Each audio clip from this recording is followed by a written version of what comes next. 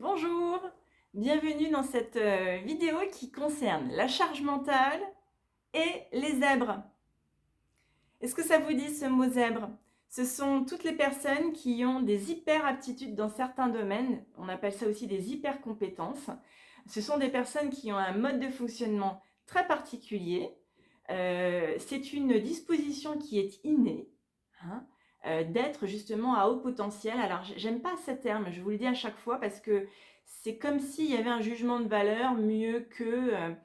le propos à garder, c'est qu'on a vraiment une ou plusieurs hyper compétences dans certains domaines, donc c'est important de pouvoir les déterminer parce que le but de cette particularité, c'est de pouvoir s'en servir au service en fait de la vie, au service du monde, au service d'une vocation. Et donc vivre en l'ignorant, ça empêche peut-être aussi son développement. Et donc c'est intéressant de s'interroger par rapport à ça et parfois même de faire un test auprès d'un psychologue pour déterminer si vous êtes concerné par la douance ou pas. Hein, c'est pas grave si vous l'êtes pas, c'est pas grave si vous l'êtes. L'important c'est de savoir qui on est, comment on fonctionne pour se faciliter la vie. Alors, j'ai fait une autre vidéo sur le thème de la douance et du test VICE 4 si ça vous intéresse. Donc, je vais arrêter sur ce sujet pour poursuivre sur le rapport entre la charge mentale, qui est vraiment le fait d'avoir beaucoup de pensées, un contenu entêtant, le fait de trop penser ou de se poser trop de questions et d'être constamment en activité cérébrale, en intensité cérébrale, et d'avoir vraiment une vie dans sa tête, des fois épuisante. Hein. Donc ça, c'est la définition de la charge mentale, qui est finalement tout un système de pensée qui nous permet de gérer aussi des situations, mais que parfois on est obligé de gérer comme une situation elle-même parce qu'il y a beaucoup d'informations, beaucoup de fatras liées notamment au passé, à nos peurs du futur. Vous regarderez, il y a une autre vidéo sur la charge mentale à proprement parler. Alors, le rapport avec la zébritude, eh bien, le voici.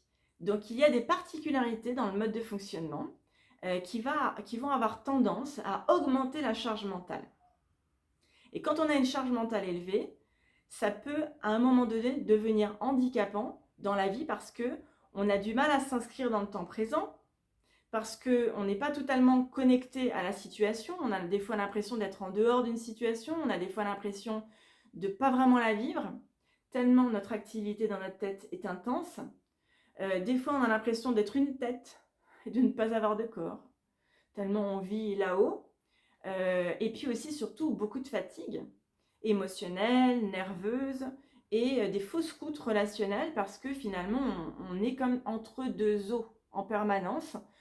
Donc ça peut compliquer vraiment la vie en tant que personne zèbre d'avoir une charge mentale très élevée. Et dans les cas les plus extrêmes, ça peut mener au burn-out, c'est-à-dire vraiment à un épuisement, à une fatigue physique très importante et qui trouve son origine en fait dans nos pensées et dans nos émotions parce que c'est directement lié, pensée, émotion. Et ensuite on connaît attitude, résultats dans la vie, etc.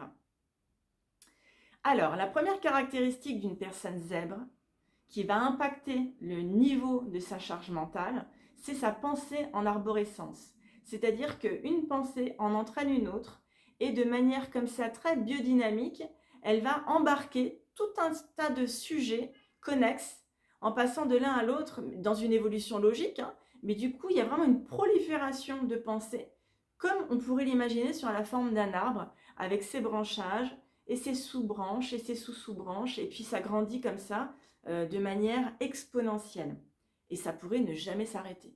Hein. Donc ça, c'est vraiment une caractéristique typique qui aura tendance à turbiner, à faire turbiner la personne le jour comme la nuit, hein, dans certains cas. Une deuxième caractéristique, c'est qu'on a cette tendance en fait à tout analyser, à tout décortiquer, à vouloir tout comprendre, à voir là où ça cloche, et aussi du coup parfois à couper un peu les cheveux en quatre. Il faut faire attention aux surinterprétations, aux fausses routes, aux questions qui mènent nulle part, parce que à un moment donné, ça crée de la confusion, on ne sait plus du tout où on en est éparpillé, on est morcelé, Et là, au niveau de la charge mentale, on est à fond les manivelles. Hein, donc attention, attention, cette caractéristique, le fait de hyper analyser un peu tout, de tout décortiquer, bah, des fois, il faut refuser de le faire, quoi. Il y a des choses, il y a des priorités. On ne peut pas faire ça tout le temps et sur tout le monde parce que voilà, c'est juste épuisant et il faut aussi savoir se ménager. Alors, une autre caractéristique de la personne zèbre, qui n'est pas toujours hypersensible, attention, hein, elle peut l'être ou pas. Donc, dans ces cas-là, regardez un peu mon propos dans une autre vidéo sur l'hypersensibilité et la charge mentale et sur celle-ci, vraiment dédiée sur la zébritude. Et vous verrez si vous vous retrouvez dans les deux tableaux. Alors, une autre caractéristique, c'est donc d'avoir des questionnements existentiels de fond. Qu'est-ce que je fais dans la vie? Pourquoi on est sur Terre? Quelle est ma mission? Est-ce que tout ça a une réalité logique? Pourquoi est-ce qu'il y a des guerres dans le monde? Qu'est-ce que je peux faire moi pour être utile? Vous voyez, c'est des questions qui sont à la fois très concrètes et en même temps très, très évanescentes parce que très portées sur l'abstrait, des fois même carrément spirituelles. Et donc, c'est pas toujours évident d'avoir une réponse vraiment construite et aboutie. Donc, ça génère des questionnements en boucle. Un questionnement va en générer un autre et ça ne s'arrêtera jamais. Hein, donc là, il y a l'arborescence des questionnements. Tout à l'heure, je parlais de l'arborescence des pensées. Là, c'est l'arborescence des questionnements. Et c'est quand même très sollicitant. Donc, ça fatigue. La charge mentale, elle est lourde.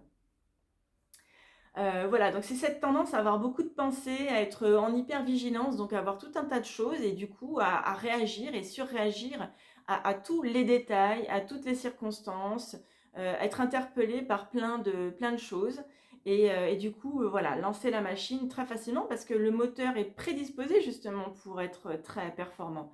Alors voilà, c'est devenu une habitude mentale et à un moment donné dans sa vie, à 25 ans, à 30 ans, à 50 ans, des fois même plus jeune, des fois même plus âgé, on se dit oh là là, j'en peux plus. Mais quand est-ce que ça va s'arrêter? Et des fois, votre entourage vous le dit, oh là là, mais qu'est-ce que tu te compliques la vie? Mais pourquoi tu te poses toutes ces questions? Oh, mais te prends pas la tête, etc. Hein, ça vous dit quelque chose? Voilà, oui, oui, oui, c'est du vécu. Alors, après, il y a encore deux petites choses que je voudrais vous dire avant de terminer cette vidéo, pour pas abuser de votre temps. Et j'aime bien aussi être synthétique parce que comme ça, c'est plus percutant. C'est que parfois, justement, on a, du fait d'être beaucoup dans les pensées, en tant que personne zen, du mal à s'inscrire dans l'action. Vous voyez? Donc, on a tendance à procrastiner, à remettre au lendemain, à papillonner, à se dire « Ah oui, j'adore ce projet, tchic. Ah bah oui, mais celui-là aussi, j'adore, clac !» Et alors, on passe d'un truc à un autre, et finalement, ben, on va pas au bout des choses, en fait. Rien n'aboutit complètement. Dans les cas les plus extrêmes, c'est compliqué. C'est compliqué de ne pas aller au bout des choses. Parce qu'après, ça donne un sentiment de ne pas y arriver. On a l'impression de ne plus connaître notre direction. Ça nous morcelle, en fait, intérieurement. Ça nous divise. Donc, au niveau de la charge mentale, alerte rouge, gyrophare allumé. Hein. Voilà, donc attention à ce sentiment de frustration qui peut être particulièrement envahissant, qui peut déboucher sur de la colère. La colère aussi alimente énormément la charge mentale et nous soustrait finalement de l'instant présent, du moment en fait juste de plaisir que l'on peut avoir à vivre, comme là maintenant, quand je suis connectée à vous, en vous faisant cette vidéo, en étant avec vous. Là, je suis avec vous à 100%. Je ne suis pas dans ma machinerie incroyable. Sinon, je ne pourrais pas vivre cet instant aussi pleinement que je suis en train de le faire. Alors voilà ce que je voulais vous transmettre ce matin sur ces deux sujets qui pour moi sont très très alliés, la charge mentale et la zébritude.